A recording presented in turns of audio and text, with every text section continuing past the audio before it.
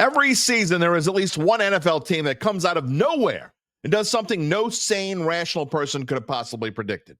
Last season, that team was the Washington Commanders. What do they have in store for 2025? Well, let's talk about it on the NFL preview, number 8 of 32 here on the Datitude podcast as we wrap up the NFC East. When talking about Coach Dan Quinn's insane, out-of-nowhere run to the NFC Championship game this past January, it starts and ends with the second pick of the 2024 NFL Draft. And that, of course, is Jayden Daniels.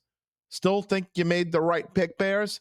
Anyway, all Daniels did was a rookie, was come in and become the league's 5th best quarterback, according to PFF, and I would argue he was better than that.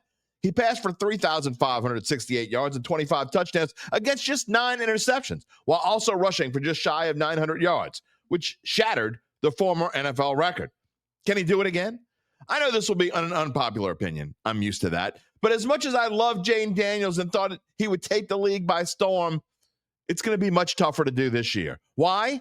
Not only because the league will be more prepared for him, but because getting sacked 47 whopping times in his rookie season behind a below-average offensive line is going to catch up to a guy, no matter how good and how young he is. The Commanders have significant personnel change, and as of this recording, they still have not signed Pro Bowl receiver Terry McLaurin, who has more than 1,000 yards in 5 straight seasons, including 4 of those years for some pretty bad teams.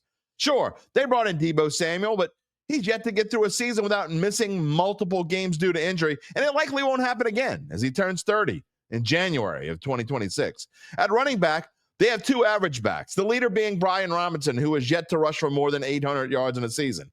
Austin Eckler in his age 30 season, and like Deebo, has missed plenty of time with injuries, has started 6 games last year. Their defense was improved in 2024 as they upped their ranking to 13th in yards allowed per game, but they have lost some key players to free agency, and arguably their top 2 guys are now Von Miller, who's entering his 14th season at age 36. Oh, and he hasn't played more than 13 games in the season since 2021.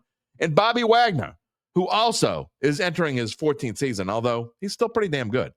And with that, we briefly dive into their schedule, as I will say, this is the least confident I am of any of the first 8 predictions I've made. The public loves Washington in the over 9.5 wins this season, but I'm going to hesitantly take the other side. While I do think they could jump out to a decent start, perhaps even as good as 5-2, the schedule takes a tough turn just before Halloween, and I'm not sure I can find 5 more wins in the second half. Again, I'm not betting this, but we make an over-under pick for all 32 teams, and if I had to go one way or the other on a team that is due for some regression, I'm going under 9.5 at plus money on the Washington Commanders.